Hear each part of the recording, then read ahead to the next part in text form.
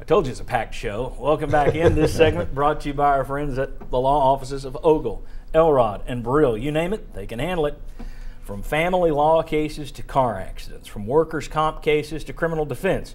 When you turn to Ogle, Elrod, and Brill, when you're in need, you're going to get direct and consistent access to experienced attorneys dedicated to getting you through your issue. The law offices of Ogle, Elrod, and Brill. All right, we got here it is. It's the Walton shot. This is our old. One of these days we're going to go. I'm going to take you guys to Gatlinburg, and we're here with those black and white things. We're all dressed like cowboys. Sterling, I'm going to start with you. Yes. Actually, Sterling, I'm not starting with you. I'm starting with Chuck. Yeah. Chuck, Cavaliers line for Tennessee, Oklahoma. Well, good night, Mary Ellen. Actually, this is going to be I think it's going to be a tough Vegas line to set. You mentioned that Oklahoma's only lost 4 times in Norman since 2005. They've won 51 games, I think, at home in that time. I think you're looking at a really, really tough game to win. The Cavaliers line would be Oklahoma by 24. Okay, 24. Yes. Your Cavaliers lines are very conservative, I think. Because I'm going to say that Tennessee will not cover that. I don't think Tennessee will cover. We'll see. I may be off. I say Tennessee won't cover that one. Bob Hodge. On Oklahoma. So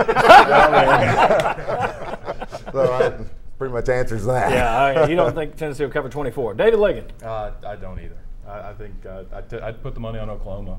Yeah. 24. Put the money on Oklahoma. I'd put Bob's money on Oklahoma. It goes for him. Oklahoma. All right, Sterling. I know.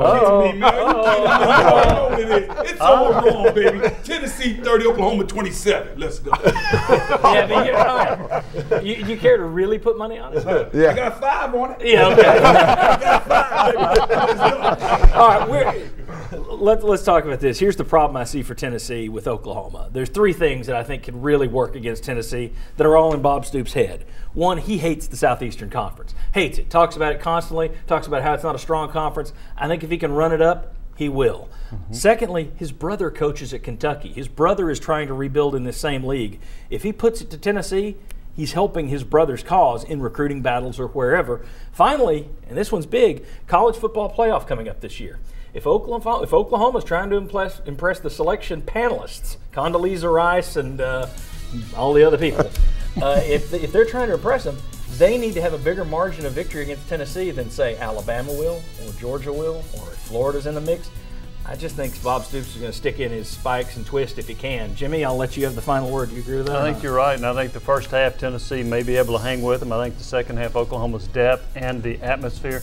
This is a young team going on the road, and that's going to make it more difficult also. If you got a bunch of veterans, I think it would be a different story. And Sterling, I don't care what you say. If Tennessee goes out there and plays well against Oklahoma, I think that is a moral victory. If you show with this young a team that you can give them a game after you beat South Carolina last year, I think it's obvious this program is moving in the right direction. We'll see you next week because we're moving in the right direction right here on the Sports Source.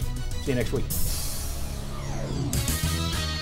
The views expressed in this forum do not necessarily reflect those of WATE 6 or of 6 Sports.